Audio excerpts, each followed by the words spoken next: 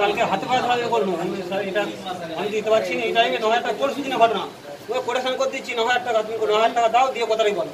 আমি 9,000 টাকা দিতে পারবো না, এই টাইমে কি করে পাবো? বলছে তারপরে লাইন কারেকশন কেটে দিয়েছে। কেন? টাকা দিতে পারিনি। বাড়ি কোথায়? বাড়ি শিবপুর পাঁচটিপের মনোপাত। নাম? নাম ছবি বৈরাগী। কি করেন আপনি? কিছুই করি। কত টাকা বিল কেটে দিয়েছে? এমনি প্রতিবন্ধী অবস্থা, প্রতিবন্ধী খেতে পায় না, কেউ নেই বাড়িতে লাইনটা কেটে দিয়েছে। বলেছিল পরে দিয়ে দেবো, সেটা শুনে কেটে দিয়ে দেবো। আমরা সবসময় সরকারের পক্ষে কাজ করে আসছি, কিন্তু আমরা WBSCDCL এই বেশ কিছুদিন ধরে ওএসডি তোলার জন্য পদক্ষেপ নিয়েছে, প্রচুর বকেয়া টাকা তোলার জন্য। সেই ঊর্ধ্বতন কর্তৃপক্ষের নির্দেশ মতোই ছবি বৈরাগীর বাড়িতে শিবপুর গ্রামের বাসিন্দা, তার বাড়িতে লাইন ডিসকানেকশান হয়, তার বাকি থাকে 3,000 টাকা। সেই ডিসকানেকশান হয়েছিল, তার বাড়ি অন্ধকারে ছিল, কিন্তু আজ MLA সাহেব আমাদের অফিসে উপস্থিত হয়েছিলেন। তার কথা মতো আমরা ঊর্ধ্বতন কর্তৃপক্ষের সঙ্গে আলোচনা করে তার লাইন সিম্প্যাথি গ্রাউন্ডে জুড়ে দেওয়ার ব্যবস্থাও নিয়েছি আজকে, এবং উনি প্রতিশ্রুতি দিয়েছেন আগামী 2-3 দিনের মধ্যে টাকা শোধ করে দেবেন। আমরা এই সরকারকে তো সম্মতি করি, কিন্তু বর্তমানে চাই যে পুরনো বকেয়া টাকা যাতে উঠে আসে, কারণ আমাদের সাপ্লাই তো প্রচুর লস হচ্ছে, বকেয়া টাকা পড়ে আছে।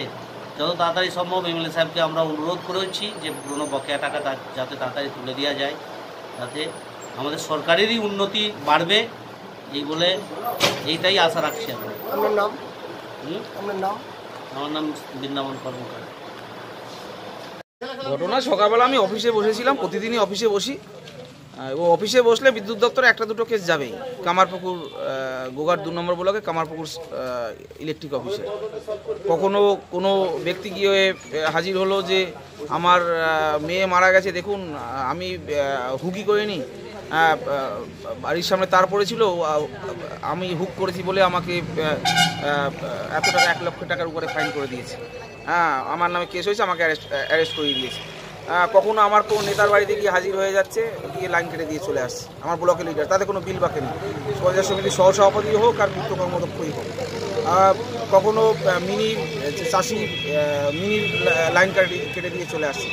এই বিকলাঙ্গ ভদ্রমহিলা 2 মাস আগে লাইনটা কেটে দিয়েছে সামান্য 3,000 টাকার জন্য। এরকম এক আইসক্রিম বিক্রি করে তাকে সে বাধ্য হয়ে হয়তো হুক 73,000 টাকা তার ফাইন করেছে। আমরা জনপ্রতিনিধিরা বারবার অনুনয় বিনয় করে আবেদন নিবেদন করেও যে এত টাকা এই একজন বিকলাঙ্গ মানুষ খেতে পায় না, বা একজন আইসক্রিম বিক্রি করে সে খেতে পায়, দিন আনে দিন খায়, এই ধরনের মানুষকে এত টাকা ফাইন করলে সে পেমেন্ট কী করে করবে? অথচ আমরা দেখতে পাই যে সাধারণ মানুষের উপরে যে জুলুমবাজি, সেই জুলুমবাজি এই বিশেষ করে আমার 2টো সার্কেল কামারপুকুর আর গোঘাট 1, গোঘাট 1-এ একটা অভিযোগ আমার কাছে যায় না, কিন্তু কামারপুকুর সার্কেলে বুড়ি অভিযোগ, কখনো মিনির লাইন কাটছে, কখনো সাধারণ মানুষের বাড়ির লাইন কাটছে, কখনো বিদ্যুতের পাওয়ার জন্য আবেদন করছে, আবেদন অনুযায়ী তাকে বিদ্যুতের কানেকশন দিচ্ছে না, সে যখন বাধ্য হয়ে সে যখন এমার্জেন্সি কোনো কাজের জন্য একটা তার জুড়ে দিচ্ছে, সাথে সাথে গিয়ে তার খবর পেয়ে লাইনটা কেটে দিচ্ছে, অথচ আবেদন যখন তখন তার কানেকশন দিচ্ছে। এরকম ভুরি অভিযোগ এই অফিস সম্বন্ধে এসে, এবং যারা এখানে ঠিকাদার আছে, যারা কন্ট্রাক্টরে কাজ করে, বাধ্য হয়ে আজকে এই ভদ্রমহিলাকে দেখে মনে হলো যে আর সহ্যের সীমা পার হয়ে গেছে। তো সেই জায়গায় আজকে এই অফিসে এসেছি, এবং একটা কথাই বলেছি, সাধারণ মানুষকে এইভাবে হ্যারাস করা যাবে না। এই ভদ্রমহিলা যদি বিল বাকি থাকে, আমার প্রধান ছিল, আমার এখানে পঞ্চায়েত সমিতি সভাপতি, আমাদের বলতে পারতো এই পাবলিক হ্যারাস কেন? একটা খেতে পায় না, লেংড়ে ওখানে আপনি দেখলেন লেংড়ে ওখান থেকে নামলো, তার লাইনটা সামান্য 3,000 টাকা, অথচ দেখি কারো 30 কোটি টাকা, কারো 300 কোটি টাকা, কারো 3,000 কোটি টাকা বাকি আছে। সেই লোকগুলোকে এই বিদ্যুৎ দপ্তর ঘোরার তাদের সাহস নেই।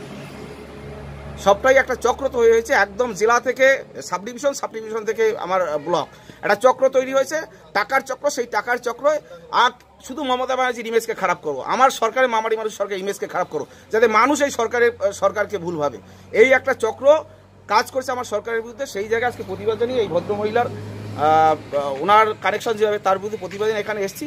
এবং এসএমকে একটা কথাই বললাম, এইভাবে গোঘাটের চাষি বা সাধারণ মানুষ তাদেরকে হ্যারাস করা যাবে না, সহানুভূতির চোখে দেখতে হবে। বিদ্যুৎ হলো পরিষেবামূলক একটা প্রতিষ্ঠান, সেই জায়গায় দাঁড়িয়ে কারো বাকি থাকতেই পারে, সেটা আবার আলাপ আলোচনার মাধ্যমে সেগুলো সমাধান করে, কিন্তু রাতারাতি গেলাম বিদ্যুতের বিল কেটে দিয়ে লাইন কেটে দিয়ে চলে আসলাম, এই জিনিস এই গোঘাটের বুকে করা যাবে না।